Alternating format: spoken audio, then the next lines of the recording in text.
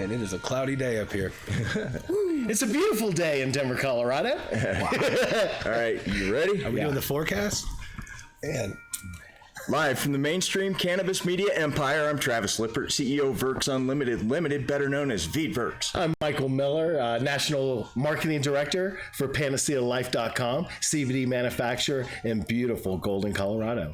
You got that all right. Yeah, how about that? That's awesome. Yeah. And so we're streaming out to Facebook and YouTube and Purple Haze Radio. So please like and subscribe and share and do all that stuff. Yeah, we appreciate it. We have today with us Tyler Tarr from Sensi Sensi Magazine. Sorry, Sensi Seeds. Yeah, really looking forward to this one. Tyler Tarr. So I do that again. We have with us today Tyler Tarr from Sensi Magazine. Yeah. Welcome, Tyler. Thanks. Welcome to the show. Good to be here, guys. Travis, Mike, happy to be here. I want to get through some business real quick. I want to tell everybody to vote for Ste-v Day, owner of Smok and Bra, fine little glass store with some adult surprises in the back up in Frisco, Colorado. Frisco, same thing, right? She is currently in first place in her division for Inked magazine Covergirl. Oh, and if really? she wins, then she'll win $25,000. Wow. Yay. When's the end of the voting, the balloting? I think it goes through the 27th of this. We need to have her on the show. I talked to her. I went up there actually and saw the shop. Nice. Her this on Saturday. Okay. Frisco was having a big barbecue contest thing. No. Citywide. Yeah, it was awesome. Where is Frisco? I see things It's like that. about, I don't know, 15 minutes west of the tunnel. Okay. Yep. On I-70. Straight out. And right when you then get off to go to Breckenridge. Okay. Yeah, I know about where it is then. tonight, Verks and a bunch of other cool people are going to be at From Shock to Awe at the Alamo Drafthouse at Sloan Lake, I guess the Lakewoodish location. But 6 o'clock tonight, From Shock to Awe, starring Matt Kahl from Veterans for Natural Rights. We're strong supporters of Veterans for Natural Rights, and we'll be there to support this movie as well. Fantastic. And so I hope to see you there. I love your military time on that. Yeah, that's 1,800 hours. That's right. So everyone show up at 1,800 hours. That's right. Watch. We're going to get beat up next show. Yeah. A lot of people don't know military time. I know. It's not that hard. I know. It's easy. I'm just joking. So, Anything above 12, just subtract 12. yeah. But we're in the THC industry. You got to remember that. Yeah. You know? He's got a point. You can do both. Damn it, I can't find 1,800 on my watch. It is also at 6 p.m. for you People guys. like myself. For people You like guys. Michael. You are also welcome. Yes. Yeah. So, Tyler, what did you do before you entered the industry? Before I entered the cannabis industry, I came from a decent amount of time in direct sales, a company called Cutco. Vector Marketing and Cutco Cutlery. So essentially I sold knives from my senior year of high school until I was about 27 years old. Not door to door, but in homes through, professional preset presentations that I would do myself through cold calls. So basically door to door. I hear they're phenomenal knives. They are the best knives. Yeah. We like to think that they're the best. Right. They've been proven so time over time. They've been around since the 1940s. Wow. They sell about $1 million a day, just shy of, without ever doing any business in stores, online, magazines, or through any other method except reps scheduling appointments with people that they know and working outwards through referrals, cutting pennies, cutting rope, cutting leather, cutting tomatoes, and smiling and asking for a sale. I love it. Cutting pennies. It's still in me. You Yeah. can tell it's been a while, but I don't know where I'd be without that experience in my life. I kind of did that instead of everything else, and it taught me a lot. Sure. Yeah, it's a good time. I left that in 2014, and quickly I started working on the campaign for medical marijuana in the state of Florida under the Morgan & Morgan campaign. Oh, yeah.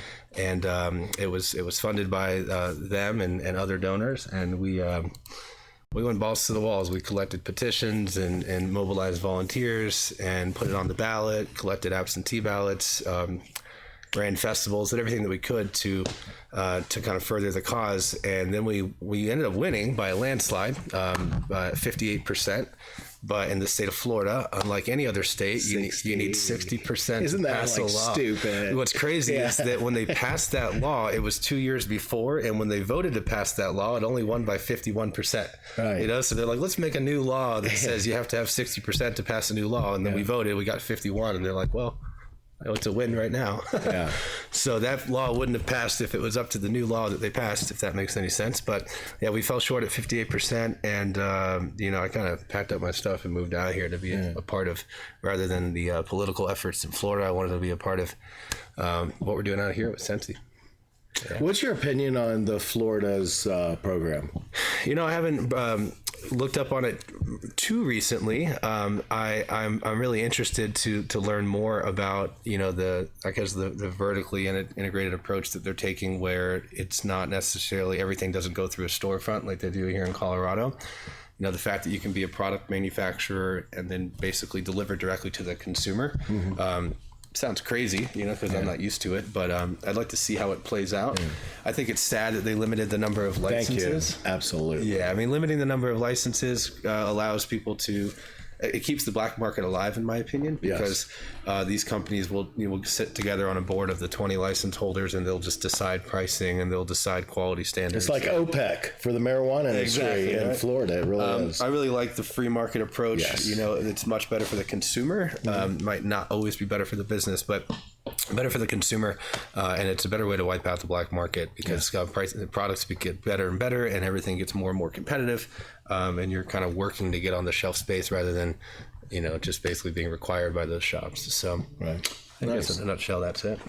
I got a couple of photos from Josh, who moved from Colorado to Florida, but still with Feedworks, and they were of these little K-cup looking, evidently like indestructible devices that you have to get flour in Florida right now. Really? You have to buy, I think he said it was like a $900 device. Wow. And it takes these little K-cups, and they have some kind of metal on the top. Based on his description, it must be titanium or something like that. It doesn't sound biodegradable, Travis. It's definitely not biodegradable, but that's how they have to buy flour right now. Yeah. Wow. Yeah. Could you imagine? And it's probably not very good wheat either.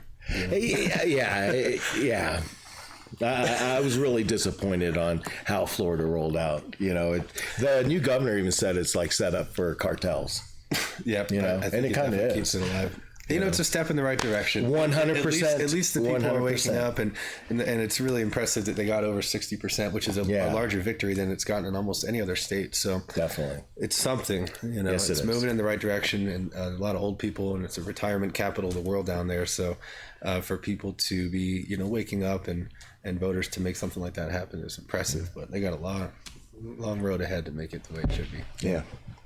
I saw that both, I think it's Mississippi and Alabama are maybe moving forward with some sort of medical program now. I think it'd be great. Yeah. Just pretty soon that it's that Bible Belt. Yeah, I like that to say map that, of the U.S. that used to just be green in Washington and Colorado, and it's really impressive. I like to say prohibition is ending right in front of everyone's eyes, whether anyone likes it or not. Hopefully, most people do like it, but how it's happening is. It's very complex and organic and different in every place. But 9 times out of 10, if it goes up on the ballot in a state about something, any part of it, it typically wins. Yeah. So may the plant prevail. Amen. I like that. Amazing. And then the fungus, and then the toads. Yeah. I want to legalize toads. But you got the mushrooms. That's almost it, right? Yeah. Well, Denver did mushrooms, but then is it Oakland, just Denver or all of Colorado? Denver. Okay.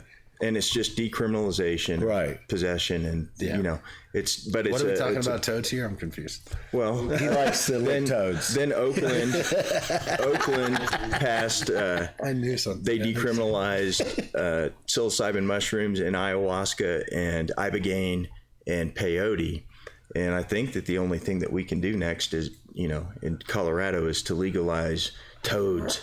Yeah, I mean, sure. I didn't know they were illegal. So free the plant and the fungus and the amphibians. I wonder if you get arrested for that. I don't know. Cop sees you licking a toad. Does he arrest the frog? The toad? I don't know. For as a dealer, they have to take the toad in and Put them in the lineup. Yeah.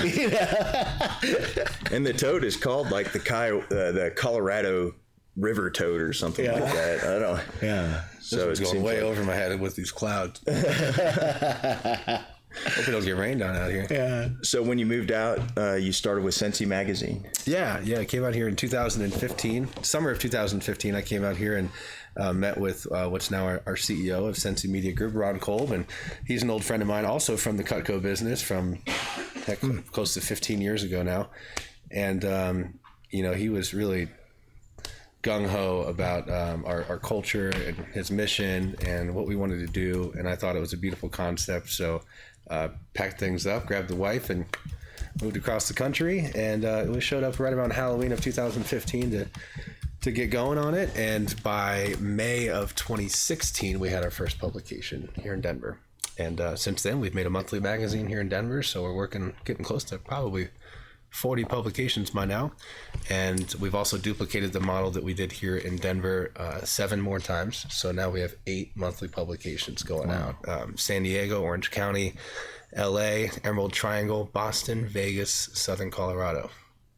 Is that 8 plus Denver? I think I got it. Sounds like 8. Close enough. Are you eyeballing other states now? Or are you? Yeah. We're thinking we should have another 6 to 10 online by the end of the year. The ones that I know that are the closest to getting to print, we call it, is a couple.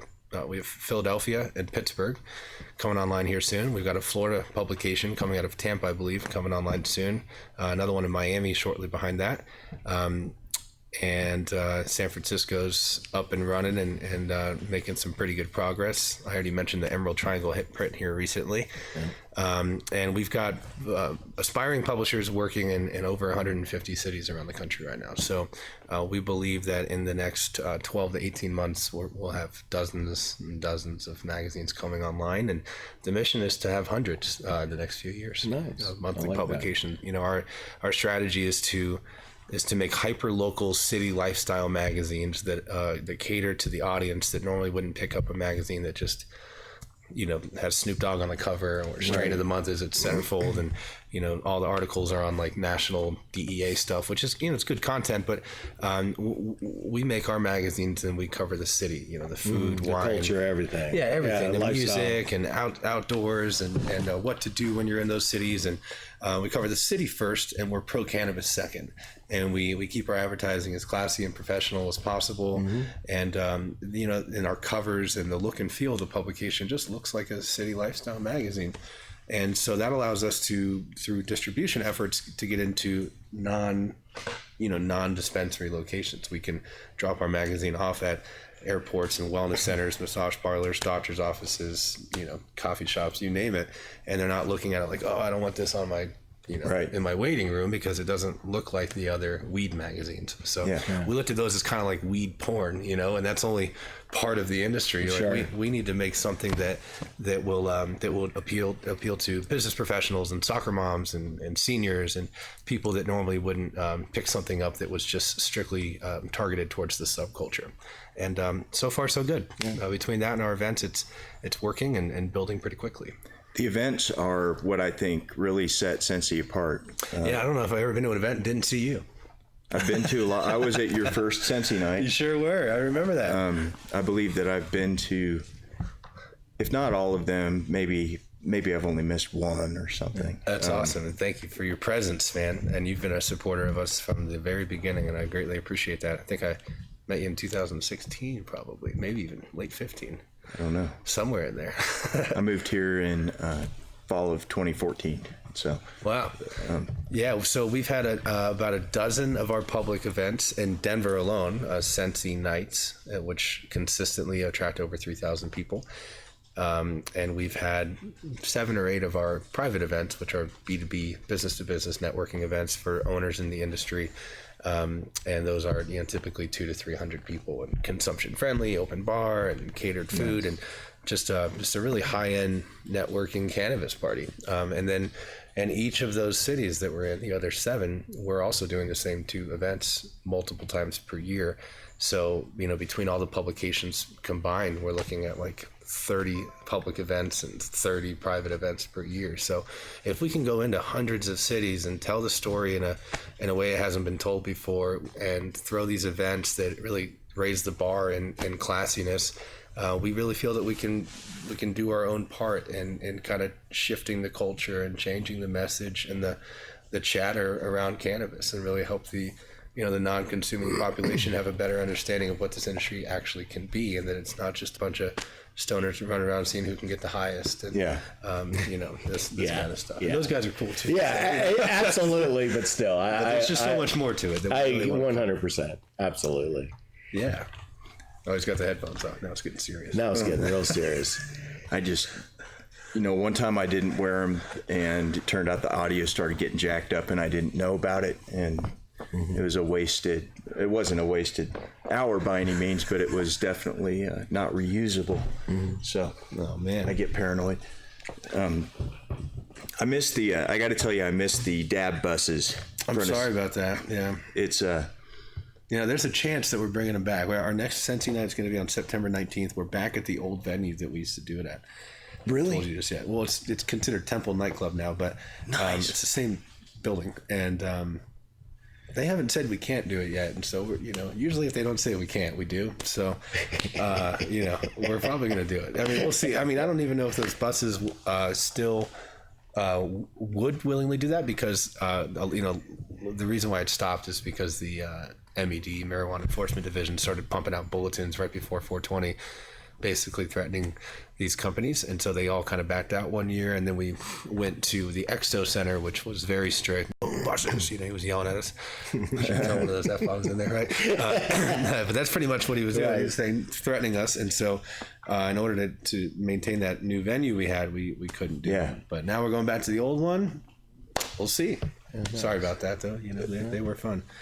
No, we deal with changing regulations and just changing situations like that. Yep. Sensi night has gotten so big that it draws some attention. Yeah, so if we're walking the line, it's a little. Yeah, we got to be careful with it. But technically, they're private property and they're parked on public property. So, in theory, they should be able to. But things are changing. I heard about these people bringing in shipping containers and dropping them recently, calling them hot boxes. There's another. Really? That was a plug for a new company that. There you go. Probably appreciates that. It's called the Hot Box. Well, I guess I like it. Yeah, I like that. Put them all over the city. They got to find a way for people to be able to consume. And I know a lot of things. You think about half of the cannabis sales in Colorado still being tourism, and then these people have nowhere to go consume. They can buy it with their Georgia ID, and then where do they go? But luckily those things are changing, and the lounges will be a thing. It's really cool to think about dispensaries being like breweries. We should be able to go in and kind of tour the grow, and then buy the product, and then go somewhere safe, maybe connected to the building with a bunch of Connect 4 ping pong tables, and consume. I think that should be the first place that allows it. It's certainly a lot safer than a bar. I always thought it was really funny that on the ski slopes they're like cracking down on people like getting high on the slopes and then skiing, because I guess that's dangerous. But there's bars at 13,000 feet, slapping back fireball shots and numbing their frontal lobe, and then just skiing down the mountain at 30 miles an hour. Like, that's perfectly safe. But if you get them high in a hut, they're probably like, nah, I don't even think I really want to ski down. Let's just chill here and get some food. We'll take the lift out. I'm nervous. It's like, it's liquid courage and vaporized fear. I'd feel a lot safer with a bunch of stoners on a hill going real slow, right? Than just pounding back shots. Going 5 miles an hour thinking you're going 40. Crazy. Did you see that jump? You definitely got there. A half a foot. On the way up to ski country, you drive through Idaho Springs, where I hear you have business. You sure do. There's a beautiful piece of property that we lease right up against I-70, and it in fact, if you're familiar, there's a sign that says Casino Parkway, where you would get off to go to Blackhawk or Central City, and the right side of that sign is on our property. And then right there, there's a little gas station called the Squatch gas station. It's like a famous little gas station, gift shop, restaurant area, and you don't really see it, but if you take a right instead of a left into there, it goes up a little squiggly hill, and there's little lab up there on the hill that we bought about 18 months ago. It was at that time called Venom Concentrates, and recently myself and a few others raised a little bit of money and bought it and gutted it, and brought on a whole new team, and raised just over $1 million and built out what we think is a state-of-the-art extraction lab. And we've been humming ever since. It's a real challenge to navigate and operate a licensed cannabis extraction facility. I knew that going into it, but sure. You don't really know it all until you're in it, and we still don't. But it's certainly been very challenging, but very fun and very fulfilling. And we like to think our product is up with the top brands in the state as far as quality. We want to be higher, we want to be considered top tier and competitive price, but not the lowest price. We were very clear about that going into it. I'm not trying to bottom out the market. We want to, kind of like it. I've always, just same thing we did with Cutco is kind of the same premium brand. Same thing we do with Sensi. We want to have the nicest, sexiest magazine in the space, and we might not have the cheapest ads, but they'll be competitively priced. And that's the same thing I wanted to do with the concentrate company, is make a superior product for a competitive price. I wish I could say you guys do. Did you get samples? Did you get samples? No. Look at him. No. It's a lot of fun. We'll get you guys some samples. No, just play. All good. 100 stores so far right now. Are you really? Yep. Nice. Yeah, we do. About a third of our business is white label processing. So some stores we're in, you don't know, because they give us all of their raw materials. We process it into butter, batter, shatter, wax. Butter, batter, shatter, wax. Butter, batter, shatter, wax, live resin, distillate, whatever. And then we package it actually in their packaging and then sell it back to them. And you can't even really tell that we did it, but we want to make sure that they can take that part off of their plate when running a retail shop. It's a lot easier to have people like us on your team to help you make sure it works. And also, just pulled a dispensary license as well. There's a pretty solid chance we're going to be putting a little shop on that same little property. Oh, really? Good for you. Yep. Nice. We're going to call it Exit 243 dispensary. Is it Exit 243? Is it? I love it. That way no one forgets where it is. That's perfect marketing. I know. Right there. You're welcome. Exit 243 dispensary coming at you soon. I've meant to pull off at Exit 243 so many times, but by the time I see that Sasquatch sign, I think I missed it. That's the one. So, but now they have those little adopt a highway signs, leading up to it. We'll sponsor those and just Exit 243. So you'll be counting them down by the time we get there. Nice. I like that's that. the spot though, and we're thinking about, man, let's do like the traffic there is obviously always insane, especially during ski season and early mornings. And so, like Krispy Kreme has like the light up whenever the donuts are up. Yeah, yes. We're gonna have like a traffic meter, like boom. If it's red, 20% off for everybody. All right, bad traffic, stop and grab your, flower. Yeah.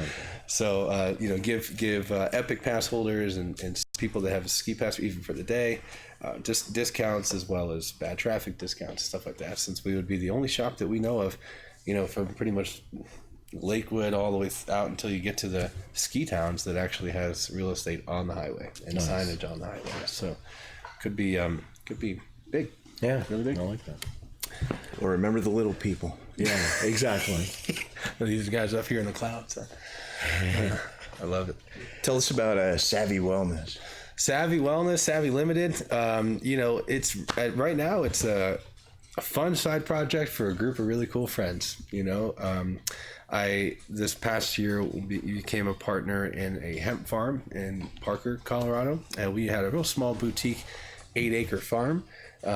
We're actually in the backyard of one of our other partners, Alan, who's the drummer for the Disco Biscuits. So he's like a famous drummer, and we're growing hemp in his backyard. And we had some pretty big challenges last year with hailstorms that really kind of messed up our total yield, but we ended up with a decent amount of raw materials that, as I'm selling them to other small CBD companies, I was like, man, we should just make our own. So I put together a team with my wife and 5 other partners to say, you know what, let's make a cool little CBD line. So we're doing all the basics, the tinctures, full spectrum and isolate, capsules, full spectrum and isolate, as well as 2 types of salves, one for muscle soreness, pain, and one for like actually healing parts of the skin, like rashes, burns, cuts, scrapes, and tattoos, and then a pet a pet tincture as well, which is essentially the same thing as the human tincture, just with olive oil instead. What's the cure for the human? For MCT oil. MCT. Yep. And from there, we're looking at chapsticks right now. We're looking at cartridges right now. And we're also just launching cartridges up at Harvest, the Nice. Idaho Springs lab. So I don't get people confused between all of them. So we got Sensi, Harvest, Ste-v. Nice. All one word. And so that's it. We started this about 3 months ago. We're taking kind of the old Cutco approach where, people, any of our friends and family around the country that wants to make a little bit of side cash while they're referring people to our site to purchase CBD products. They get a commission ranging between 20 and 30% based on how much they've sold in their career. In order to start, they kind of purchase a highly discounted sample pack, which is essentially one of every SKU that we carry. And so we've got 13 kind of like ambassador reps around the country. I like that. Yeah, we're just over 15K in sales on our first 2 months live. Website's up, it's looking good. Heck yeah. So far, our bank account hasn't been shut down. Good. So far, so good. I figured it's much longer than I expected. So You will. yeah, I know. You must not be the credit card will be shut down. That's just a constant battle. Yeah, I mean, For us too, Panacea. Yeah. Really? It's amazing. It really is. I mean, even at Sensi, we make a freaking magazine. We got our bank account shut down. Probably because Did you really? Probably because we take money from companies like you guys. I don't know. That's just bad. And then at Harvest, a lab in Idaho Springs, they've lost their accounts twice now, in 18 months. So I figured about an average of every 8 months. I got to be ready. So always ready. I just don't understand it, the whole banking thing. I mean, it's really the federal government saying, hey, do what you want. You can cut so many corners. If I was the government, I would definitely want all mine. Yeah. Seriously. It's got to be banked. All your money. Yeah. You would think. Yeah. I mean, it will. It's all going to take time. Sure. I'd like to, I wish someone would give us a history lessons on, kind of how, when alcohol prohibition, how all that ended, like to details with things like banking, because I don't know at all, how it went. I don't either. It'd be something cool to learn about. Wikipedia. Ken Burns. Ken Burns? Yeah, he did a series on prohibition. I've watched it. It's just been a long time. Yeah. Those are, tell you what, Ken Burns' Civil War, Ken Burns' The West, some of the best films ever made, if you want to learn about how stuff was. Yeah. Oh, wow. Yeah, check it out. Yeah, well, Ken Burns. You're, when I think of you, like, you're very good speaking in front of crowds of people. You're very good, like, one-on-one with people. And you're good at selling stuff, frankly. So, that's a compliment, big time. Thanks, man. I appreciate it. What's your, how do you make a sale? What's your philosophy on making a sale? All right. How much time do we have? All right. I could go forever on that subject. You got 30 minutes. I look at making a sale as, the first thing you do is you don't look at it as something that you're doing to someone. Too many people look at selling like I'm winning, you're losing. Like I'm going to go close them, as if like you beat them. So the first thing to do is kind of switch the mindset. If you believe, and I never would sell anything I don't believe in. So if you believe in what you're selling, then you're doing it for them. Right, not to them, you're doing it for them. So we used to teach reps in the old Cutco days, instead of like standing across from the customer holding your prospectus like it was battleship, like sit next to them and look through it together. So you're trying to help look at it and define it as changing someone's way of thinking to agreeing with yours without causing any resentment, right, or pushback or friction. So that's all it is. It's just a shifting of your consumer or your client's mind. And, the way that you do that is through a basic 7 steps. It's rapport, credibility, problem, solution, add value and create a need, compare prices, and ask. That's it. That's 7 steps to a sale. So build rapport, make a relationship, establish credibility in yourself and what you're doing, your product, your company, your story. Identify a problem, whatever your product solves is the problem that you're trying to bring up. Better yet, better than you bringing it up, get them to bring it up. Back in the old knife days, we used to be like, do you have one of these drawers that look like this? And they're like, yeah. And then they would show us their shitty knife kitchen drawer, and that was the problem, is that people were always buying new knives every 6 months because they all break and go dull and they suck. And then you show your solution, usually on the next page of your prospectus or the next thing that you're talking about. You can see all these 7 steps happen in a 60-second radio commercial. You can see them happen in a 1-hour infomercial. No matter what, every solid sale covers those things. Even in 60 seconds, selling a vacuum cleaner. It's like, hi, I'm Bob Ork. Oh, with Ork, I've been doing this for 65 years. Well, he's saying hi. That's his version of rapport. And then he's saying his resume out loud with vacuum cleaners. That's his establishing credibility. And then immediately they go right into the problem. And it's like a stressed out lady can't vacuum, and it's all black and white and ugly, right? And then there's the Ork, and it just slides right through there in perfect color and picks everything up. Right, exactly. Picks everything up. So that's rapport. That's rapport, credibility, problem, solution, all within 15 seconds. You know. And then again, they just create value behind that by showing all the little gadgets and the little connectors on everything you could possibly think of that you want your vacuum to do. Then they compare prices to what that would cost if you had wanted something that did all those things, and then they say their price and they ask you to buy it now.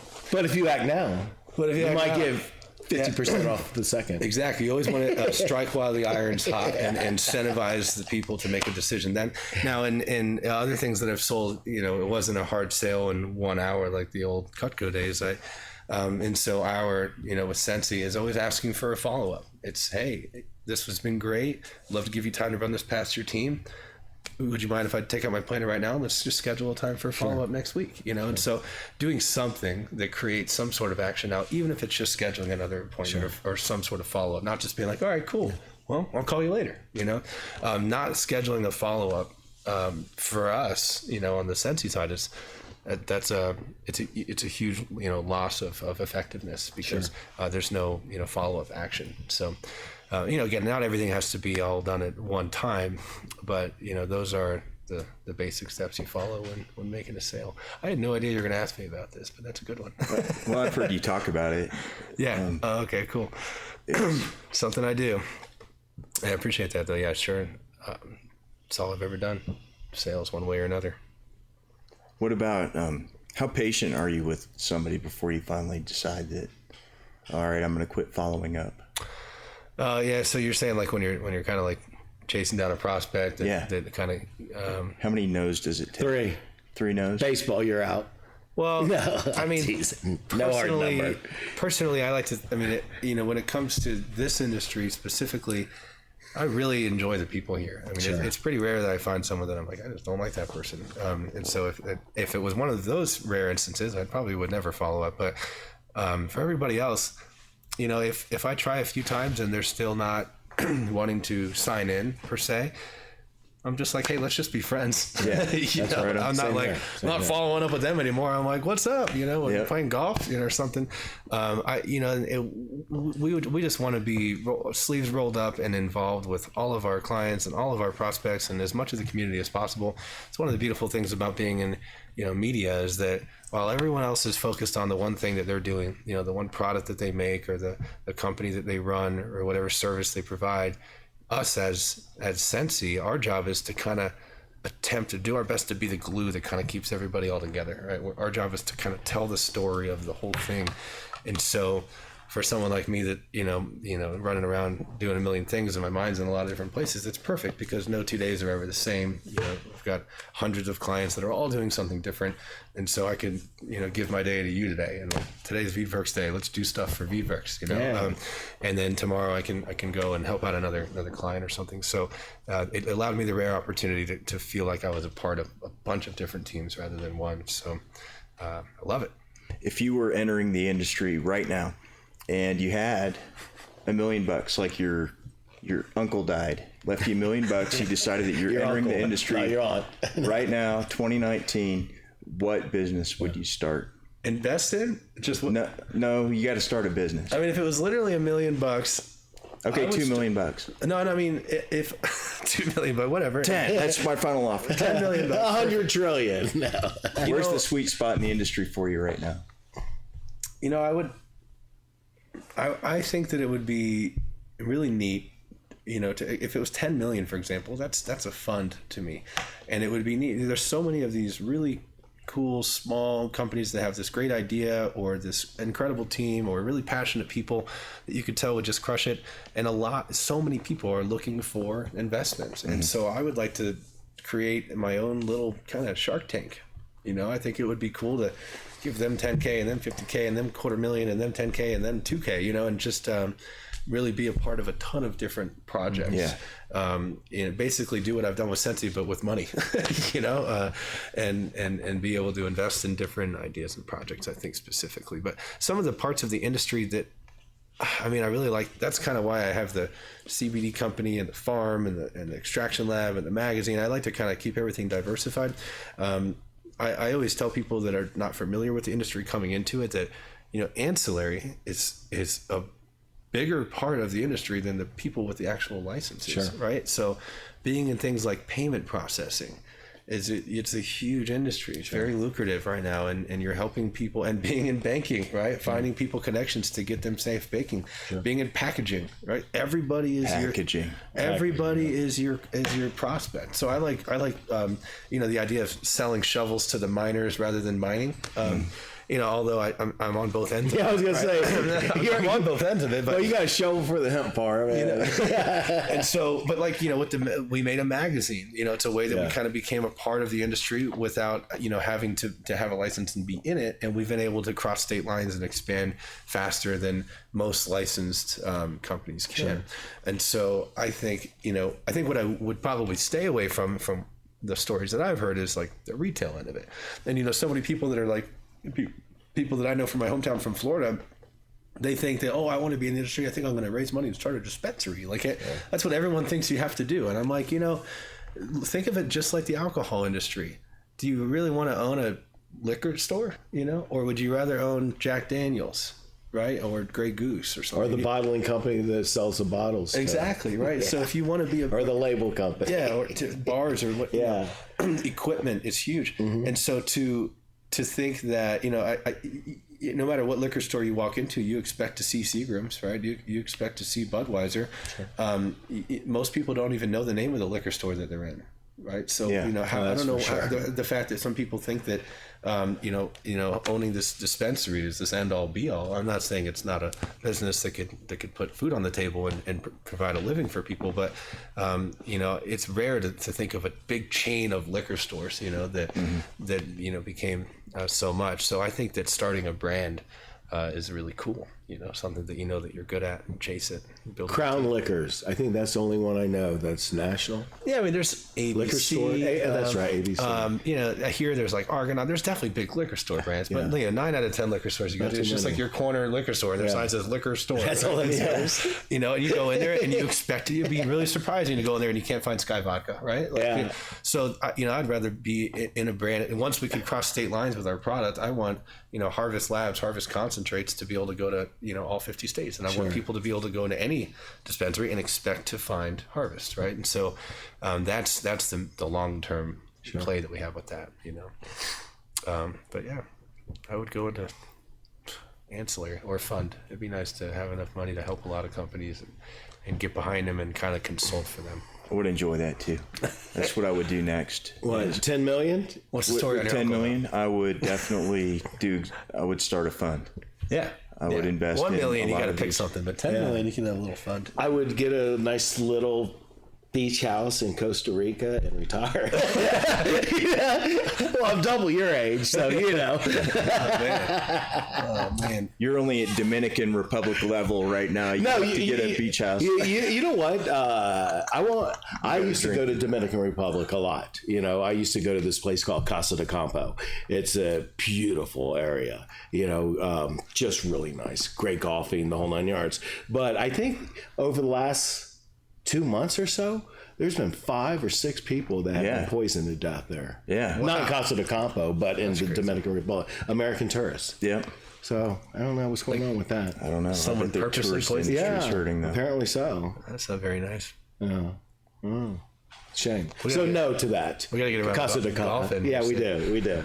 Man, what's the dumbest thing you ever did? Stormy today, though. Yes, it is. Yeah, I think I can. We'll get around it out there. What's the worst mistake, I guess, is a better way to put it? than the dumbest thing that you've ever done. What's the worst mistake that you've made in this industry? Man. What's the smartest thing you've done in this industry? Wait, hold on. Which one? The worst mistake. I think the smartest thing I did in the industry is to get in it.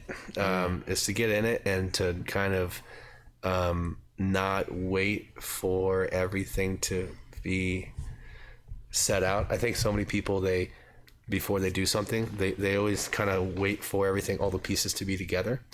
And, so that's things that I learned from my Cutco days. Just mess up trying, just start doing it and correct yourself as you go. Tighten up the ship as it moves, because there's no time to wait and to wait and see until you feel like you're ready. So when we started, I just came here and I just typed in on LinkedIn cannabis Denver, and I just got all these people. I'm like, great, here's my lead list, and I just went through, and in about 3 days came up with about 2,000 prospect companies that were like, well, let's just call them all. And what are we going to say? Wow. Sure. Let's call them. And it was kind of like, hey, we're my name's Tyler. I'm, a publisher, and we're looking to, create a Denver Boulder city lifestyle magazine that's pro cannabis, to move away from the subculture feel and look to shift the culture and the conversation. And I looked you guys up, and it seems like you're doing fantastic work. Heard a lot of great things about what you're doing. I want to see if I can come by tomorrow and say hi. How's it too? We just started like throwing it out there. And, obviously I was really nervous going into my first few appointments. I didn't even live in Colorado yet. I had never been in this industry. And, I didn't really have any, goal of the meeting. It was just like, let's just go. What happens if I just go meet 10 people a week for 5 weeks that are, influencers in the cannabis industry locally?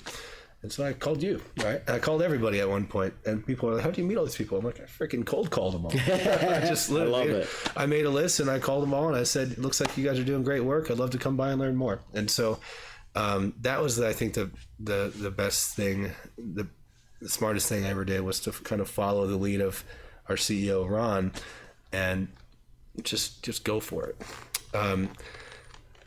I'm gonna have to get back to you on the biggest mistake, though. That's a tough one, because I don't want to say, like, I'm sure I'm forgetting something, Yeah, they're learning experiences. Anyways. Tons and tons of learning experiences, Yeah. But I think I've gone about it enough to where I've never had a big head yet, and I plan to never, and I've never felt like I knew it all. And so, staying with humility is our first pillar of our culture with Sensi, is stay humble, stay with humility, and really embrace that as you go and stay humble. And I think that's worked. And I'll think about the biggest learning one here soon. All of my biggest mistakes are related to packaging. I'll tell you what, that is a huge part of this game, for any company in our industry. Yeah. It's tough because you call those companies, like, well, if you just order 50,000 more, it's the same price. Right. You get an extra 2 pallets of packaging, and then the law changes the next day, and you're like, wow, what the hell do we do with all this? Like, can't use it for. You got to pay a company to come pick it up to recycle it because it's not compliant anymore. So staying compliant is tricky. Yeah, packaging is a thing for sure. Do you know any jokes? Yeah, I know some jokes. Well, you tell me a joke, and then I'll tell you a joke. What kind of jokes are we telling? I don't know. What do you want to be on? Seen by millions of people. Millions? What are you talking about? Billions. No, a couple hundred. No, I'm teasing. Actually, we're doing well. Yeah. I read a joke this morning. How does a joke become a dad joke? You say it on Father's Day? I don't know. It becomes apparent. I like the libertarian chicken joke better. Yeah. For our listeners that don't know that, the libertarian. I don't know the joke. I just like it. I'm just a big fan. No, why did the libertarian chicken cross the road? He was free to go. I don't answer questions. Am I being detained? That's a good one. I was thinking about the We were supposed to have Christy Lunsford on yesterday. Oh, yeah? To do What a happened? show. Great. Yeah, she is. But she got into traffic altercation of some sort. Oh, really? So she was that works out. unable, but I was Safety. excited about telling her about Kansas Highway Troll. Yeah. You know, like, because she's going to do another Kansas Hemp Expo. Yeah, you going? Definitely. Yeah. I'll try to make So is visits. Dieter the Ghost. You should come. Yeah, Dieter. Check out Kansas. Might have to. So why, God, I haven't seen Dieter in a long time. so why can't they play poker in the jungle anymore? There's too many cheetahs. There you go. Clean one. Oh, yeah, that's a clean one. Yeah. Why can't you write with a dull pencil? There's no point. There we go. Yeah. So it's actually doing them. Come on. Keep going. Come on. Oh, well, what did one elevator say to the other? I think I'm coming down with something.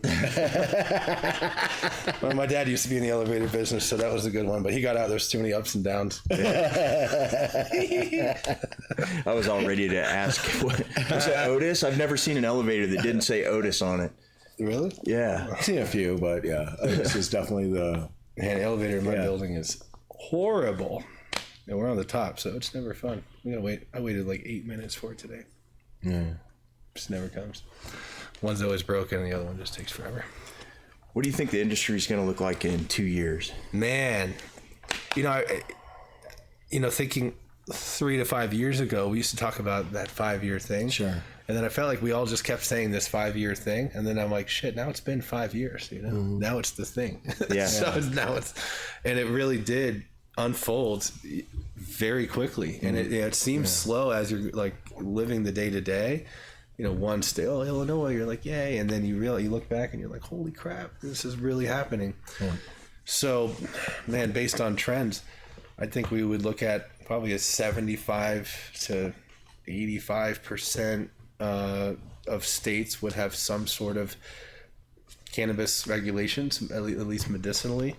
To say that banking 2 years, I don't know, maybe. I think that there'll be some major improvements with banking, hopefully at least statewide. And I'm really just interested to see what the current administration does. So if I just had to predict it, I would say we would probably stay on the same trajectory that we are. That we would see a few states, 3 to 5 states per election cycle passing things in cannabis's favor, which would mean, that's 2 more cycles. So we're, looking at, upwards of another dozen states coming like online, if you will. And, with Colorado now voting to allow out-of-state investor money come in, I think that totally changes everything for us here locally, because we're about to have a lot of interest from big money. I mean, there already is that type of interest, but then they come here and realize that they can't give us their money, and so now, harvest is for sale. But I think that you're going to see a lot of these, mom and pops and one-stop shop dispensaries and product manufacturers that are going to sell to larger corporations that are kind of gathering them all up. I've heard of organizations wanting to come in and buy 100 dispensaries. I'm like, that's like 10% of them in the whole state. That's a lot. Yeah. And I think it will happen in a lot of companies going public. And a lot of the big ones kind of swallowing up the small ones, which I don't necessarily think is a good thing, but it's kind of it's the same thing that happened in the alcohol industry. Is that when the prohibition ended, all the microbrews and distilleries that were already existed and they were underground. The ones that wanted to follow the rules and do it right came above ground, and there was tons of them.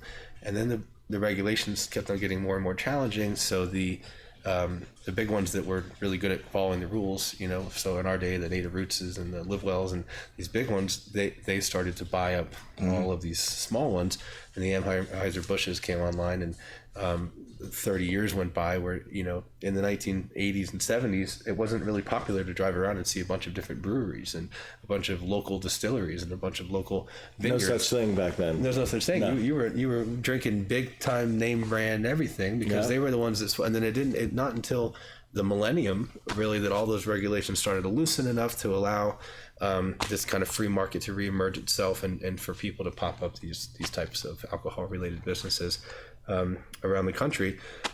And it's really good to see. So I think that that's happening with cannabis, but hopefully it all happens a lot faster. Hopefully there's not a 30-year period where 50 dispensaries around the whole country, but and maybe that period will only be a few years. And then once everyone realizes that when they legalize cannabis, the sky is not going to fall, and people aren't going to run around shooting and killing each other, and now not a bunch of high schoolers aren't going to become dumb, that they'll loosen it up and allow for that competition to relive itself, as we saw Colorado do, several years ago. And it's kind of starting to seem like it's fizzling out. No, I hope transporting hemp across state lines within 2 years will be an everyday thing.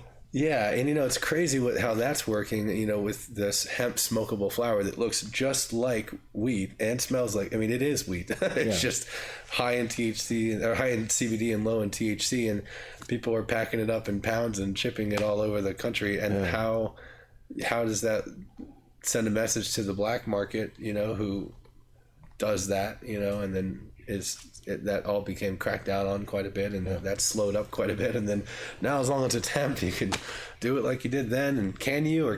No one really knows. You can't. not semis, at least. I had one seized in Oklahoma, and they keep on seizing them on a weekly up in Idaho. Yeah. And the cops are like, yeah, sure it's legal, but we're taking it. We'll talk later. They know it's legal and they take it. Yeah. Well, at least after they find out it's 100% legal, they still keep it. Yeah, of course. Yeah. Never got ours. Yeah, they won't get 18,000, 20,000 pounds. It's crazy, but no, that's the space that you chose to operate in, which I kind of like it. I kind of like operating a business. To me, I look at the way that the hemp thing is working right now. It's like a bunch of kids are all playing in a park after hours, and they know that they're not supposed to be there, and they know that they're gonna get caught, but they have safety in numbers, So once the patrols show up, everyone's just going to split, every man for themselves, right? And they'll catch one or two, but everybody else will be good. And then, only the brave ones will come back and do and follow the rules. But for now, it's like, the Farm Bill passed and regulations are, it's like everything just went from DEA's plate to now they're like, okay, now it's FDA. You guys take care of it. They're like, what? All this? Do what? Well, shit. They're like, what are we supposed to do? No one wants to touch it. There's like, seems like. Yeah, there's 10,000 companies out there, 500 new ones popping up per day making CBD products, and who do they crack down on? So it's fun, it's fun to see what's going on. And you've done a really good job with Veedworks. I've seen you grow over the years and put your stuff on hoods of NASCARs and stuff like that. It's so cool. Trying it again. Yeah. Trying it again. Yeah, I saw that email. We're waiting for Facebook. Yeah. We're waiting for a lab test. We had to send product to a urinalysis lab in Utah. Oh yeah, you told me about this. Yeah, you bet $1,000 on it. Yeah, we're betting $1,000 on this lab test that we're going to come back with 0.000 THC. You better. Yeah. We better. It rhymes with hero.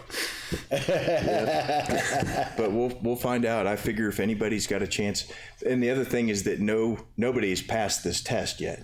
That's good. Out of 80 tests, none have passed, and so we're betting $1,000 that will be the first one. Testing lab, It's it's called SMRT, and they're just collecting $1,000 from everybody that fails.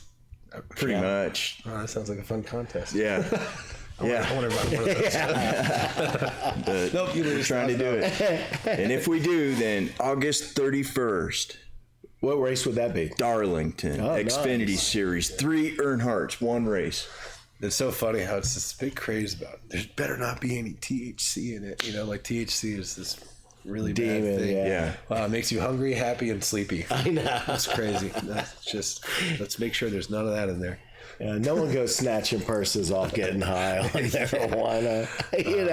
Number one, you don't want to do anything. No, I'm teasing. I do a lot when I'm high, just not at work. I've never seen, out of all of the Sensi nights that I've been to, and like you said, like you're getting 3,000 people at these events. Mm-hmm. I've never once seen any sort of altercation. Never. No, we've never had a fight or someone having to be kicked out. No drama yet. Knock on wood. Yeah. It's kind of our culture, We're all cool. And what's crazy is that they're selling alcohol at the bar. So there's people getting high in the buses outside and then having drinks and seem all right. Now that obviously is a testament to the bartenders as well. Obviously not over serving people, but you're right. we've never had any crazy things go down at one of those. We did have a fire alarm go off at the first one. I know, I was there. Yeah, that was because the DJ or something was in the elevator just burning one down. So the smoke set off the fire alarm, but could be worse. But he's a DJ. But he's a DJ, yeah, so he's allowed to. So your next Sensi night's when again? We're looking at September 19th. All right. Yeah, and this will be back at Temple, and then there's a building connected to it where we actually did the launch party that used to be called City Hall South, and now it's actually been purchased by a new group called New Conscious, and so we'll have both of those venues connected, and go for it. And we'll also have an official ticketed after party back at New Conscious. Everybody will walk into New Conscious and then over and through Temple, and then if they come to the after party, go right back into New Conscious. So if people are interested in getting a hold of you, what's the best way to do that? Hold of me or us? Well, me, I'm easy. I'm Tyler at sensimag.com. Sensi, SENSI, and MAG, short for magazine. So Tyler at sensimag.com. Our website is sensimag.com. And, it's easy to find our Instagram and other social channels as well. And on a Harvest standpoint, we are at Harvest Labs, and Harvest is spelled with no vowels. So HRVST LABS. Asia Val. What? He didn't say HRVST LABS. Oh, yeah. So Harvest with no vowels and then Labs. I know. Then Labs. Okay, I'm sorry. He's sharp. Okay. He's sharp. Well, I have to say Weedworks so many times. I'm like, it's like Weedworks, except all the W's are V's and all the vowels are E's, and the domain name was available back in 2014. I used to destroy his name here the first couple shows. Yeah. Weedworks. No, Verks Veeds? Works, yeah. But we've had guests to do that too. Oh, yeah. I'm easy. My name's right there at the bottom of the screen. Look. Tyler Tarr. Yep, you just reach there out you to me go. on anything, you'll find me. Tyler at sensimag.com. Yep, mag.com. Fantastic. Do you have any parting words of wisdom to give people? Well, I'd like to thank you guys. This was really fun, and I'm excited. I've been wanting to get in your spaceship blimp. Let's get him in the spaceship. On the spaceship. In the spaceship. Yeah, there we are. There we go. Yay. I feel much safer in here. It was really windy. Yeah. It's still cloudy. I've been excited to. I've been watching you guys as you started these. How many episodes have you done? Us together? We've done 35. I think we have Maybe 35. I think that with Julie on Thursdays we're pushing 75. You got a lot there, yeah. Total? Yeah. Wow. And that's not including the little number one. We've had some that just didn't survive. We had audio problems or something. Yeah. And a couple that were just a little too weird to keep around for posterity here and there. Got a little sketchy a couple of times. Yeah, it'd be cool if I could share this through my channels as well, and Absolutely. that's super cool. But yeah, I really appreciate you guys having me out here. This is it means a lot, and I love to blabber, if you couldn't tell. So We love to have you, that's for sure. Yeah. Great show. cool stuff. This isn't one of the ones you have to delete, right? No.